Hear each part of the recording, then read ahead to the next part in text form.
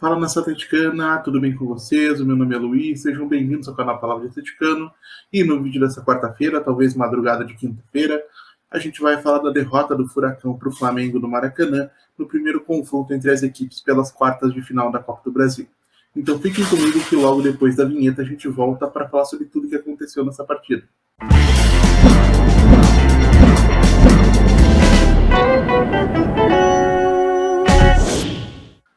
E se você está chegando agora, eu peço que deixe seu like, se inscreva no canal, ative o sininho para receber notificações a cada novo vídeo publicado, compartilhe conteúdo em redes sociais, grupos de WhatsApp e Telegram sobre o Atlético Paranaense, porque assim você faz com que mais gente conheça o conteúdo produzido por aqui e ajuda a fortalecer esse nosso projeto.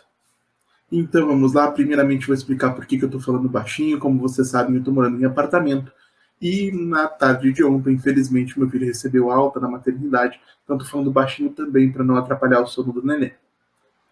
Então vamos lá, um Atlético Paranaense que foi a campo com Bento no gol, Pedro Henrique, Thiago Helena e Valdo na linha defensiva, Madson como ala direita, Eric e Fernandinho na base do meio de campo, Lucas Esquivel fez a sua estreia de maneira bastante surpreendente na ala esquerda, Vitor Bueno como meio atacante, Agostinho Canóbio e Vitor Roque mais à frente.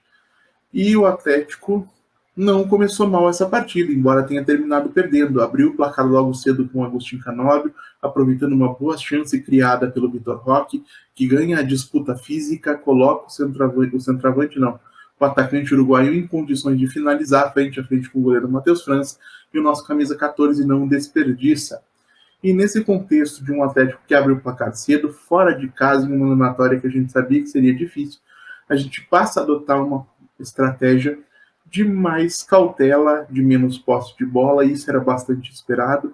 Como a gente pôde ver nos últimos jogos, o Atlético idealizado pelo Wesley Carvalho, ele não é um time de uma posse de bola esmagadora, é um time de transições rápidas.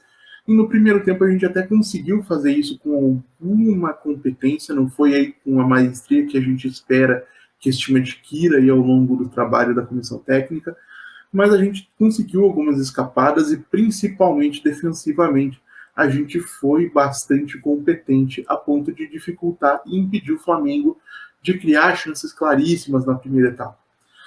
Porém, e a gente precisa destacar que dentro de um mundo ideal não existe como o Atlético ir a campo, seja contra que adversário for, independentemente de ser um Flamengo extremamente qualificado tecnicamente, para ter menos de 20% de posse de bola. A posse de bola ela é importante até como um instrumento defensivo para que você impeça o adversário de se instalar no seu campo de defesa e criar uma pressão forte, como o Flamengo chegou a ensaiar em alguns momentos ainda no primeiro tempo.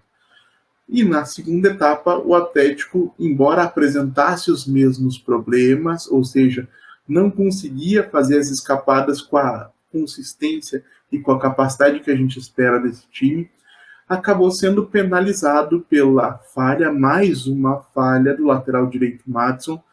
Vou fazer um parênteses aqui para falar dele um pouquinho. Madson foi recontratado depois de uma passagem pelo Santos que foi marcada por erros defensivos, por deixar muito espaço às suas costas, por ser um jogador que defensivamente era muito instável, e tem se criado um folclore, desde que ele voltou ao Atlético Paranaense, de que ele seria um defensor mais competente do que o Kelvin. Que o Madson tenha mais ferramentas físicas para defender, eu acho que isso é evidente. Ele é mais alto, mais forte do que o Kelvin em termos de velocidade de meio, que se equivalem. O Madson é um jogador que tem boa capacidade no jogo aéreo, mas isso não significa que ele saiba defender. O fato de você ter um serrote, um martelo, não transforma você em um marceneiro. O Madson tem ferramentas para defender, o que ele não tem, o que ele não é um grande defensor, tecnicamente falando. E o Madson se atrapalha, tem uma leitura errada da jogada quando ele primeiro tenta deixar a bola passar para sair jogando, acaba tendo que dividir com o primeiro flamenguista, na sequência chega atrasado na disputa com o Arrascaeta, acaba acertando sim um chute no meio uruguaio do Flamengo, pênalti que foi bem marcado pela arbitragem. Tive a impressão de pênalti no primeiro lance, a única coisa que me surpreendeu foi que o Flávio Rodrigues de Souza não apitou esse pênalti de cara, me pareceu bastante evidente. E o Flamengo empata, aproveitando dessa falha, mais uma falha do Madson, e para quem ainda esteja disposto a defender o Madison como um bom defensor, eu vou convidá-los a conversar com qualquer torcedor do Santos sobre as capacidades defensivas do Madison. Vocês vão ouvir maravilhas, eu tenho certeza. E então vamos lá, retomando. E aí o futebol, gente, eu já falei aqui outras vezes, ele tem alguns aspectos que compõem o jogo. A gente divide aí em técnico, tático, físico e mental.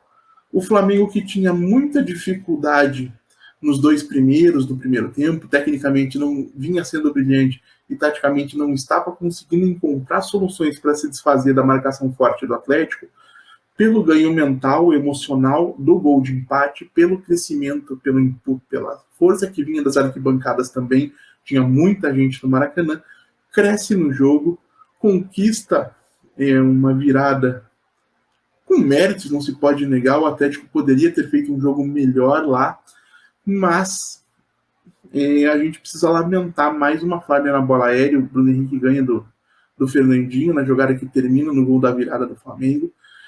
E aquela questão, gente, eu não consigo deixar de entender que o trabalho do Wesley Carvalho, ele é muito, muito embrionário, ele está muito no começo. A gente está no dia, hoje é dia 5, no dia 5 de julho, o Wesley assume com a demissão do Turra na metade de junho, e mais do que isso, quando a gente compara com aquilo que tem o Flamengo, um Jorge Sampaoli, que assumiu o time em abril e teve algumas oportunidades de trabalhar essa equipe, era natural que existisse essa diferença em termos de funcionalidade coletiva. Então, de um modo geral, um resultado que foi sim ruim, uma apresentação que não foi boa, mas um resultado que está longe de ser desastroso, porque dentro de casa, na Arena da Baixada, com o apoio da torcida e tendo experimentado as dificuldades que o Flamengo tem no Rio de Janeiro, a comissão técnica e os jogadores têm uma boa oportunidade para se preparar em busca de um resultado positivo na Arena para avançar às semifinais. Então é isso, gente. Eu agradeço pela audiência e pela paciência de vocês.